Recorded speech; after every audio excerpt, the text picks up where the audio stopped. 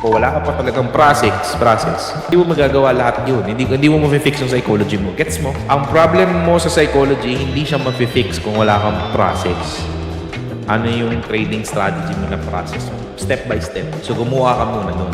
Para, pag may problem sa psychology mo, babalik ka doon sa process mo. I-trade ko lang dapat pag ganito. Pag hindi ko muna i-trade.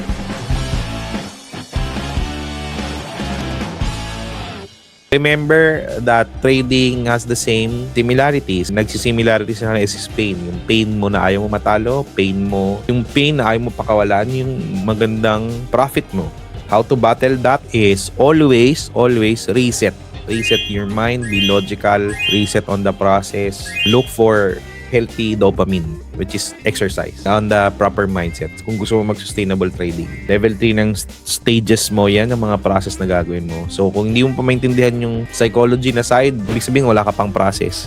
Ibig sabihin wala ka pang strategy. Babalik ka muna. Ang level 3 na side is psychology. Hindi ka aabot doon kung wala kang risk management, kung wala kang process, hindi mo ginagawa yun, at wala kang strategy. Kung may strategy ka na, ano yung step 1 to step 5 mo?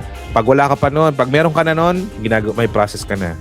Pag ginagawa mo na yung process noon, magiging problem mo, psychology, i-fix mo yung psychology para magawa mo yung process. Kung wala ka pa talagang process, hindi mo magagawa lahat yun. Hindi mo ma-fix yung psychology mo. Gets mo? Ang problem mo sa psychology, hindi siya ma-fix kung wala kang process. Ano yung trading strategy mo na process mo? Step by step. So, gumawa ka muna nun. Para, pag may problem sa psychology mo, babalik ka doon sa process mo. I-trade ko lang dapat pag ganito eh. Pag hindi ko muna iti-trade. Ito yung process mo, ito yung plan. Hindi mo pwedeng i-fix yung psychology ng isang bagay kung wala ka pa doon sa stage 2, which is focus on the process. Hindi ka naman makakatawid ng stage 2 kung papalit-palit ka ng strategy on the stage 1. Okay, nasa stage 1 ka, lahat ng strategy makita mo, kinukuha mo, ino-all in mo. So, eventually, susunog ka talaga.